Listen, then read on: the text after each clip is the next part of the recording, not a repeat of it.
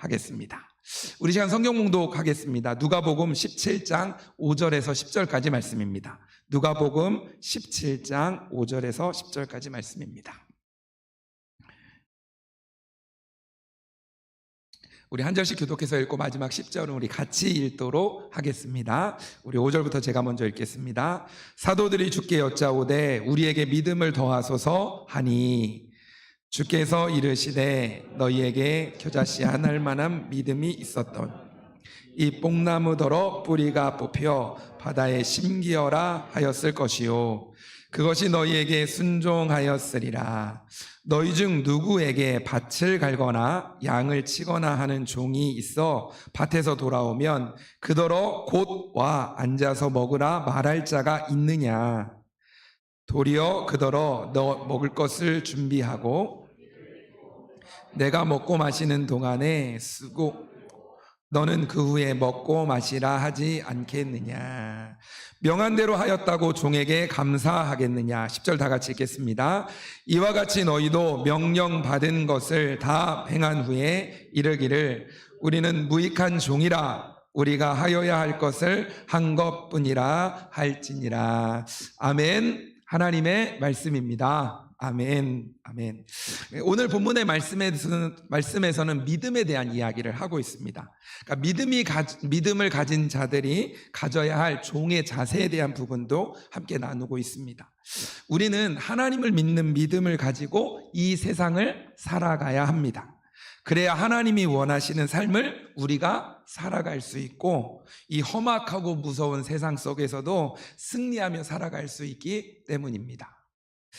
오늘 특별히 이 본문의 말씀을 가지고 세 부분으로 나누어서 함께 말씀을 살펴보려고 합니다. 첫 번째로 사도들은 예수님에게 믿음을 더해달라고 말하고 있습니다. 오늘 본문의 5절 말씀을 보시면 5절 말씀을 같이 한번 읽어볼까요? 5절 시작.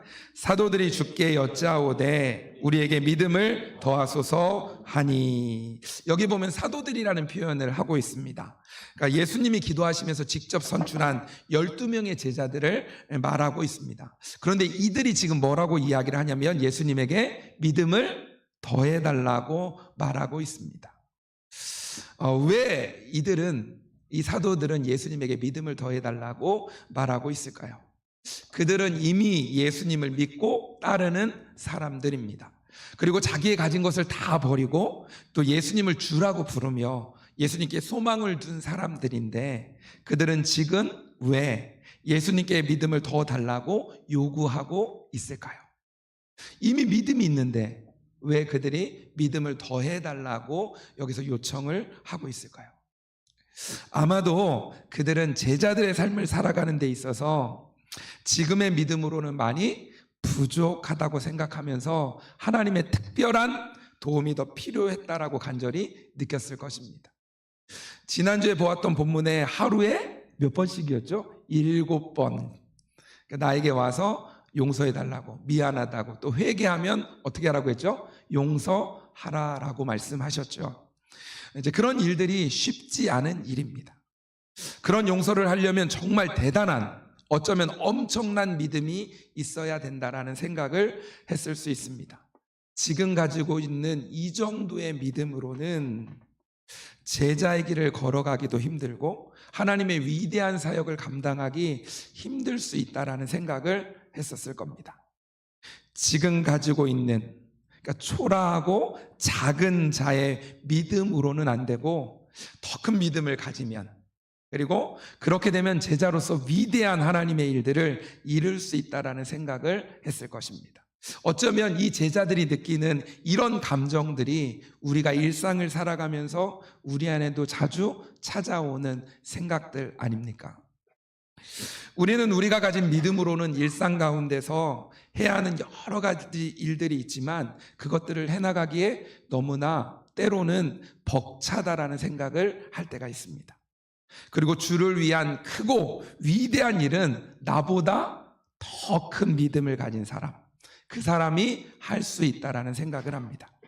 강단에서 말씀을 선포하거나 아니면 회의에서 선교하는 선교사님들, 이런 사람들은 특별한 믿음을 가진 사람이기에 주님의 일을 할 수 있는 거야 라는 생각을 우리는 하기도 합니다. 그러나 나는 내 신앙 지키기에도 때로는 너무나 벅차다라고 느끼기도 합니다. 여러분은 그렇지 않으십니까? 더 큰 믿음, 아주 특별하고 강한 믿음을 주시면 주님이 원하시는 삶을 살 수 있지만 지금 내가 가지고 있는 이 작은 믿음으로는 도저히 무엇인가는 할 수 없다. 이것이 어쩌면 사도들의 마음이고 또한 우리들의 마음이기도 합니다. 자, 그렇다면 그때 예수님은 무엇이라고 대답을 했을까요? 자, 두 번째 보면 이제 예수님이 제자들에게 말하는 겁니다. 오늘 6절 말씀입니다. 우리 6절 말씀도 한번 같이 한번 읽어볼까요? 6절 말씀.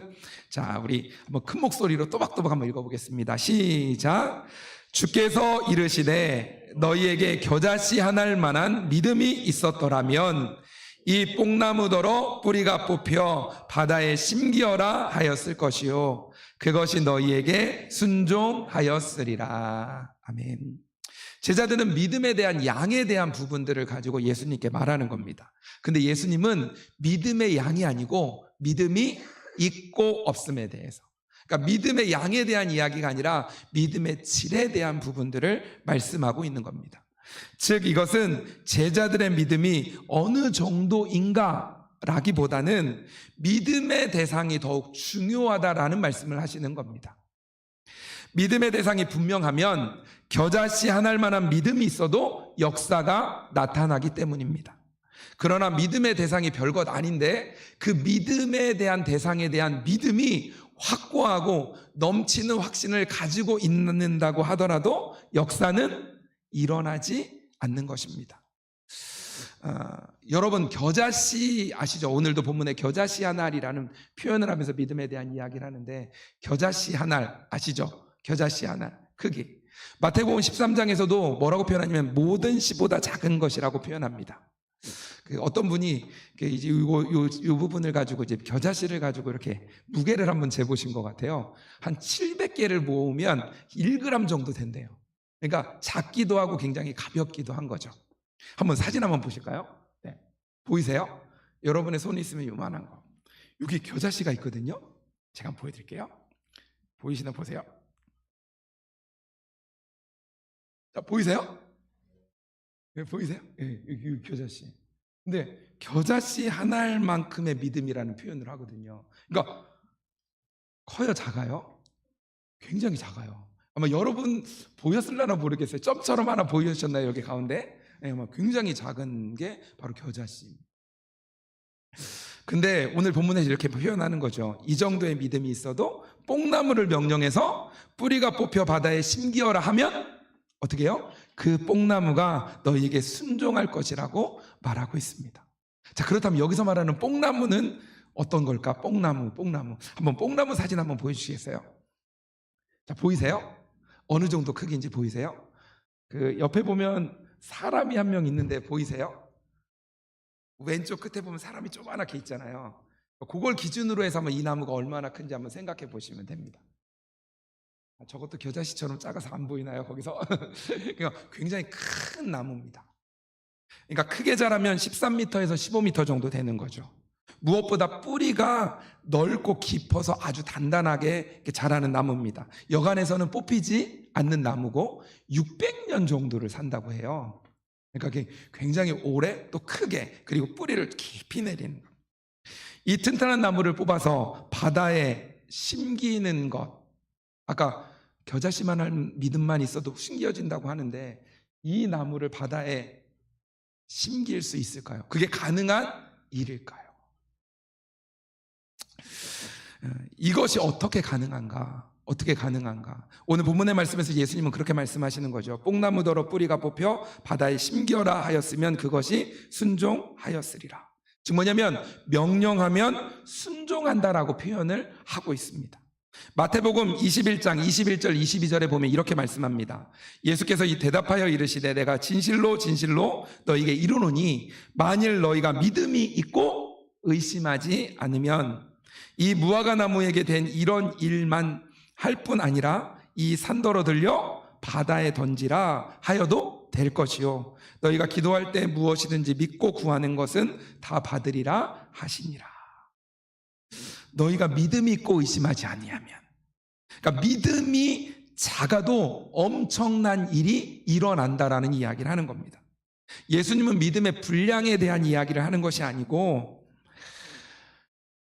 믿음의 질에 대한 이야기를 하는 겁니다. 조금 더 구체적으로 얘기하면 믿음이 있느냐 없느냐에 대한 이야기를 하는 겁니다. 내 안에 믿음이 있으면, 근데 믿음이 없으면 이라는 이야기를 하고 있는 겁니다. 많은 믿음이 필요한 것이 아니라 진정한 믿음을 가지고 있으면 믿음의 대상이 되시는 하나님께서 그 작은 믿음을 통해서도 많은 일을 이룰 수 있다는 겁니다. 톰 라이트라는 신학자가 있는데 그 신학자가 이런 표현을 했습니다. 믿음은 창문과 같다라는 표현을 했습니다. 여러분 어떠십니까? 믿음은 창문과 같다. 믿음은 창문과 같다. 창문의 크기가 10cm이냐 아니면 1m이냐 이게 중요하지 않다라는 겁니다. 중요한 것은 그 믿음을 통해 바라보는 대상이 누구입니까? 그 대상이 누구인가가 중요하다라는 이야기를 하고 있는 겁니다. 우리의 믿음이 작다고 해도 그 작은 믿음이 의지하는 대상이 하나님이라면 그 하나님은 엄청난 일을 이루고도 남을 수 있는 분이라는 거죠. 그것이 지금 예수님이 말씀하시는 것입니다. 지금 가지고 있는 믿음으로 충분하지 않다고 생각하느냐? 제자로서 하나님을 기쁘시게 하고 그분의 뜻을 이루기에는 너의 믿음이 너무 작아서 불가능하다고 생각하느냐?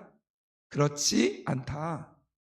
나에 대한 진실한 믿음이 너에게 있으면 그것이 아무리 작아도 그 믿음을 통해 전능하신 하나님이 위대한 일을 충분히 이룰 수 있단다라고 말씀하시는 겁니다. 히브리서 12장 1절 2절 말씀 우리 한번 같이 한번 읽어볼까요? 자, 시작. 그러므로 우리에게 구름같이 둘러싼 허다한 증인들이 있으니 모든 무거운 것과 얽매이기 쉬운 죄를 벗어버리고 인내로써 우리 앞에 당한 경주를 경주하며 믿음의 주요 또 온전케 하시는 이인 예수를 바라보자. 그는 그 앞에 있는 기쁨을 위하여 십자가를 참으사 부끄러움을 개의치 아니하시더니 하나님 보좌 우편에 앉으셨느니라. 아멘. 아멘. 제가 잠깐 좀 굉장히 덥네요. 제가 잠깐 위에 양복을 좀 잠깐 벗어도 될까요?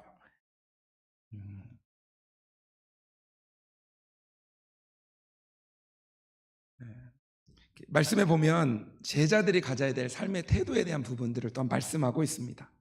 나는 믿음이 약해서 아무것도 할 수 없습니다라고 말하는 것이 아니라 우리를 통해 어떤 일을 행하시는 예수님을 바라보는 것, 이것이 제자들에게 더욱 필요하다라는 겁니다.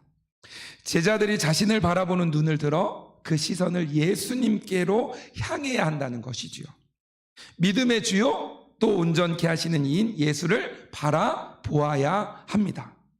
그때 그 예수님이 도우시고 역사하셔서 제자들이 제자들에게 주어진 사명의 길을 온전히 걸어갈 수 있게 만드시는 거죠. 무엇을 바라보느냐, 이것이 너무나 중요합니다. 무엇을 바라보느냐. 여러분은 무엇을 바라보시면서 이 세상을 살아가고 계십니까? 내 자신을 바라보십니까? 아니면 내 주변에 있는 상황과 환경들을 바라보십니까? 아니면 여러분들은 부정적인 생각들로 무엇인가 바라보고 계십니까? 아니면 그럼에도 불구하고 하나님을 바라보고 예수님을 바라보십니까? 무엇을 바라보느냐는 정말로 중요한 문제입니다. 믿음의 주요 또 온전케 하신 이인 예수를 바라보시길 주님의 이름으로 축복합니다. 아멘. 작은 믿음이라도 하나님을 바라보는 믿음이라면 예수님은 말씀하시는 거죠. 뽕나무 뿌리가 뽑혀 바다에 심기라고 하면 그대로 순종한다. 산더러 들려 바다에 던지라고 하면 그렇게 될 것이라고 말씀하고 있습니다. 주를 향한 믿음이 주가 일하게 하시는 것입니다. 믿음이 있으면 주가 일하시기에 큰 일을 이루게 되는 것을 우리가 보고 느끼고 경험하게 될 수 있게 되어지는 것이지요. 자, 세 번째, 자, 예수님은 종에 대한 이야기를 말씀하고 있습니다. 이제 7절에서 10절 말씀에 이렇게 이야기하고 있는데, 먼저 7절 말씀을 보면 7절에 이렇게 표현하고 있죠. 너희 중 누구에게 밭을 갈거나 양을 치거나 하는 종이 있어 밭에서 돌아오면 그더러 곧 와 앉아서 먹으라 말할 자가 있느냐. 집안에 있는 종이 자기가 할 일을 다 하는 거죠. 밭을 가는 일을 하고, 오늘 본문에 보면 양을 치는 일들을 해 나아가는 겁니다. 그 일들을 다 하고 돌아왔어요. 돌아오면 주인이 수고했으니까 뭔가를 준비해줘서 밥을 먹도록 하고 또 쉴 수 있도록 해주나요? 들어왔으면 끝이 아니라 들어오고 나면 또 무슨 일을 해야 되는 거예요? 주인을 위해 또 식사를 준비하기도 하고 또 여러 가지 일들을 해야 된다라는 얘기를 하는 거죠. 종은 그렇습니다. 종은 이 일만 해야 되는 게 아니라 이 일 후에도 또 일이 있는 거죠. 그리고 또 일이 있는 거죠. 그 모든 것이 다 끝나야 그제야 이제 먹을 수 있게 되어진다라는 표현을 하고 있습니다. 종은 내 마음대로 누리는 삶이 아니라 주인의 명령에 순종하고 주인을 섬기는 일을 해야 하는 존재입니다. 명한대로 행했다고 감사하는 말을 듣는 존재가 아니라 당연한 것으로 여겨지는 존재입니다. 주인과 종의 역할은 완전히 다른 것이지요. 주인은 주인의 역할을 해야 하고 종은 종의 역할을 해야 합니다. 즉 자기에게 주어진 역할에 충실해야 되는 것이 중요하다는 거죠. 내가 종인데 주인인 채 하면서 주인 노릇을 하려고 하면 안 된다는 거죠.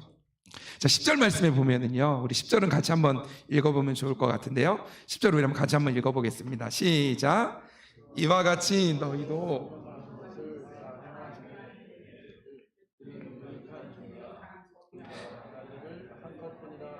할지니라. 아멘. 종은 주인의 명령을 따라 다 행해야 합니다. 그리고 나서 뭐라고 표현해요? 나는 무익한 종이라. 내가 해야 할 것을 한 것뿐이라고 말해야 한다라는 거죠. 칭찬받을 생각을 하지 말고 당연한 것으로 생각해야 된다라는 표현을 합니다. 그러니까 종은 자기가 맡겨진 일을 최선을 다해서 그 일들을 해 나아가는 겁니다. 해 나가야 되는 겁니다.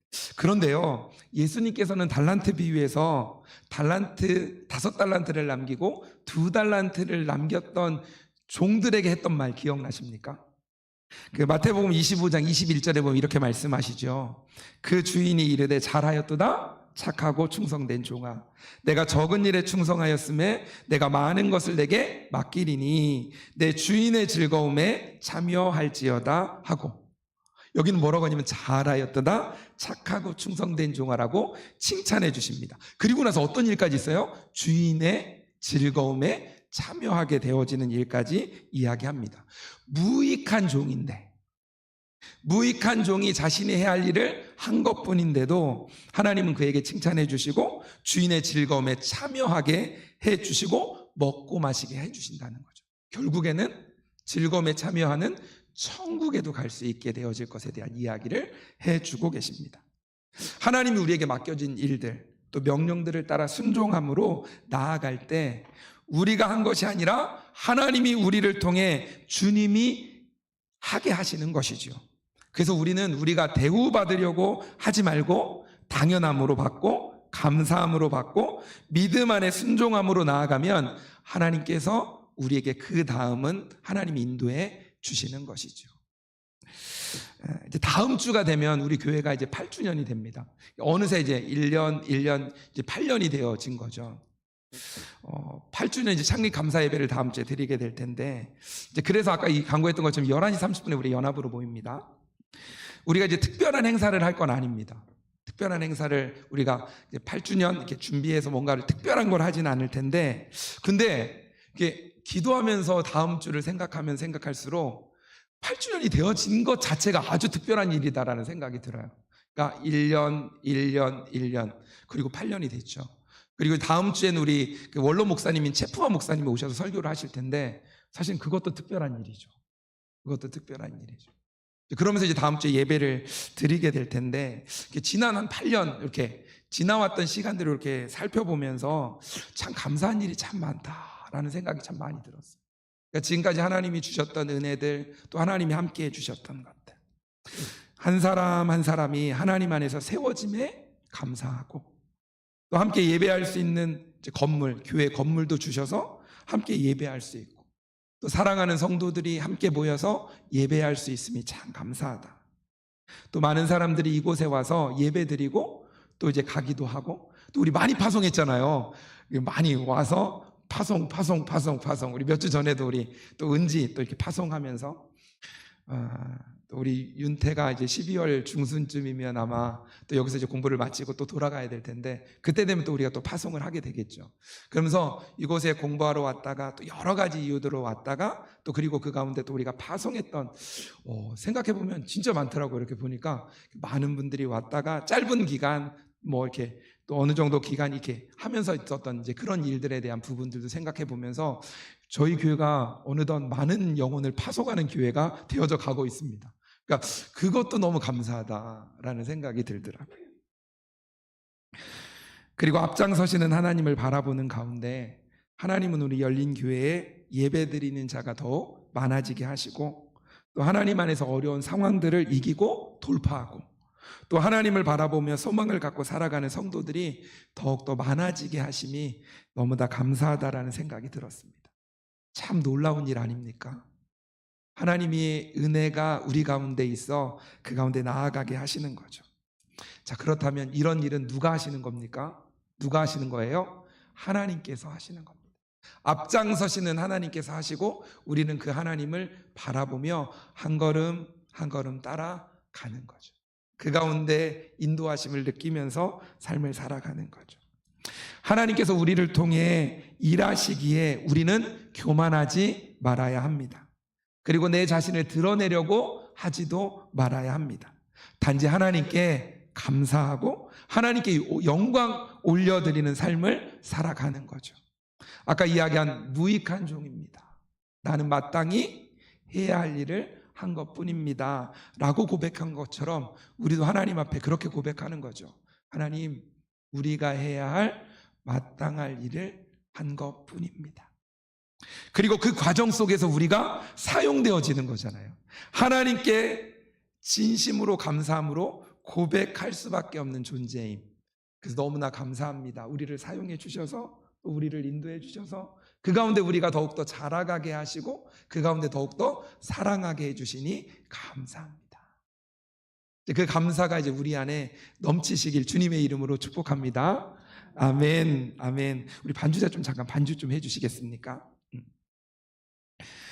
사랑하는 열린교회 성도 여러분, 여러분의 믿음은 어느 정도의 믿음이십니까? 여러분은 여러분의 믿음을 이렇게 어느 정도 생각해 보신 적이 있으십니까? 얼마나 큰 믿음을 가지고 있느냐보다 더 중요한 것은 여러분이 믿고 있는 믿음의 대상 되신 하나님이십니다. 그 하나님은 얼마나 크신 분이십니까? 그 하나님은 어떻게 여러분의 삶 가운데 자정하셔서 여러분의 삶을 인도하고 계시는 하나님이십니까? 하나님은 우리를 창조하시고 우리의 삶에 대한 계획을 가지고 계신 분이십니다. 우리를 인도하시는 전능하신 하나님을 더욱 알아가시길 바랍니다. 저에게 있어서 전능하신 하나님, 예전에도 이야기했지만 저에게 있어서 전능하신 하나님은 이렇게 정의합니다. 나같이 연약하고 부족한 사람을 통해서도 하나님은 하나님의 일을 하실 수 있다. 내가 연약하냐, 내가 부족하냐가 문제가 아닙니다. 왜냐하면 하나님은 전능하신 분이기 때문입니다. 내가 연약하고 부족해도 내가 그 하나님을 믿고 그 하나님을 신뢰함으로 맡겨드리면 누가 일하시냐면 전능하신 하나님이 일하시기 때문인 거죠. 전능하신 하나님 앞에서 나의 연약함, 부족함은 전혀 문제가 되지 않습니다. 우리가 믿는 그 하나님이 전능하신 하나님이기 때문이죠. 내가 그 하나님을 믿는 믿음으로 반응하며 나아가는, 그래서 그 하나님께 맡겨드리는 삶이 우리 가운데 있었으면 좋겠습니다. 하나님, 나를 통해 하나님의 뜻이 이루어지기를 원합니다. 여러분이 알고 있는, 믿고 있는 그 하나님을 온전히 신뢰하시기를 바랍니다. 아멘. 그리고 그 하나님이 여러분에게 명령하시면 그 말씀에 순종함으로 반응하여 믿음의 걸음을 걸어가시기 바랍니다. 그때 그 믿음의 걸음이 힘차고 강하고 담대하고 거침없이 하나님이 주시는 능력으로 걸어가시길, 그리고 걸어가시는 우리 열린교회 성도님들이 모두 되시길 주님의 이름으로 축복합니다. 아멘. 아멘. 우리 이 시간 괜찮으시다면 우리 자리에서